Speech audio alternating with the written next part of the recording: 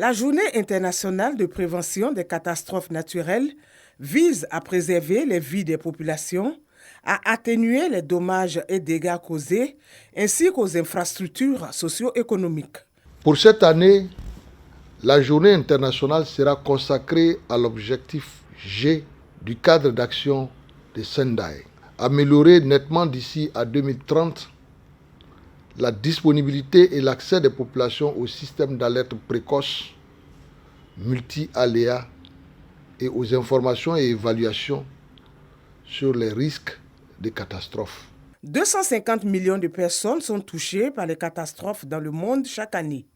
C'est pourquoi le gouvernement ivoirien encourage tous les acteurs concernés à œuvrer de concert tout en prenant en compte les personnes vulnérables. Dans un tel contexte et en marge du processus inclusif dans lequel notre pays s'est inscrit cette année pour l'élaboration du rapport national à mi-parcours du cadre de Sendai 2015-2030, la Côte d'Ivoire s'est également engagée à développer des systèmes d'alerte précoce qui se veulent sectoriels.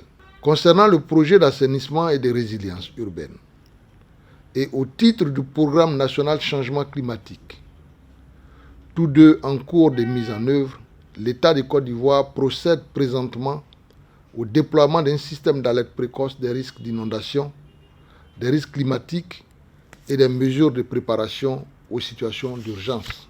Ce système d'alerte précoce des risques d'inondation et climatique permettra de renforcer les actions préventives pour la protection des populations et de leurs biens.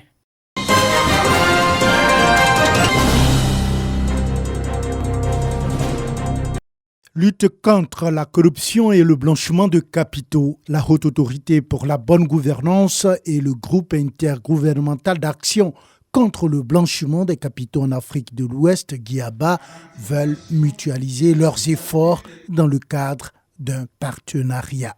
Nous pouvons faire beaucoup de choses ensemble, donc coopérer afin de justement améliorer cette lutte-là contre la corruption et le blanchiment d'argent. On a promulgué le protocole de la CEDEAO de lutte contre la corruption et dans ce cadre-là, nous avons des objectifs à atteindre. Et ces objectifs, nous allons les atteindre en partenariat avec toutes les entités de la CEDEAO qui sont disponibles à travailler avec nous. Répondant aux questions d'un journaliste, la représentante résidente de la CEDEAO a levé un coin de voile sur la lutte contre le blanchiment de capitaux en Côte d'Ivoire. Il est vrai qu'on est dans une zone assez stable. La Côte d'Ivoire fait partie des pays où il y a quand même moins de blanchiment comparé à certains pays dans lesquels nous avons fait des enquêtes. Après avoir présenté les objectifs et les missions des deux structures, la Haute Autorité pour la bonne gouvernance et le Centre d'information d'Abidjan entendent collaborer dans le cadre de la consolidation des principes de bonne gouvernance.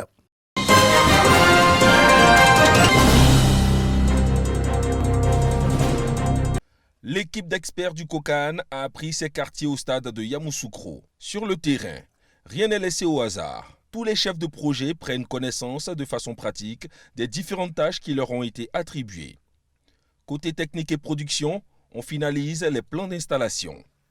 Le stade, il est aux normes, c'est vrai, il est bien avancé, mais leur présence va nous permettre de pouvoir finaliser les schémas et poser les derniers câbles qu'il faut. L'esprit de la chose, c'est qu'il y ait zéro coupure pendant les matchs. La section média n'est pas oubliée. À ce niveau, le COCAN s'assure d'offrir une meilleure prise en charge à la centaine de journalistes attendus pour la future Coupe d'Afrique des Nations de football. Plusieurs réajustements restent cependant à faire. Nous avons prévu d'agrandir ce centre média-là avec dehors un espace pour que, en plus des 52 places ici, il y a encore une cinquantaine de places à l'extérieur pour que les journalistes soient beaucoup plus à l'aise et qu'ils soient dans de meilleures conditions de travail. Nous aurons la possibilité de poser des panneaux de signalétique assez accessibles, assez visibles pour leur permettre facilement de s'orienter. Donc je dirais pour ma part, pour l'instant, sur tous les stades sur lesquels nous avons travaillé, c'est l'un des stades qui nous facilite beaucoup la tâche. Concernant la billetterie et la sécurité, les experts s'accordent pour saluer le dispositif mis en place. Le plan architectural permet une meilleure gestion des spectateurs.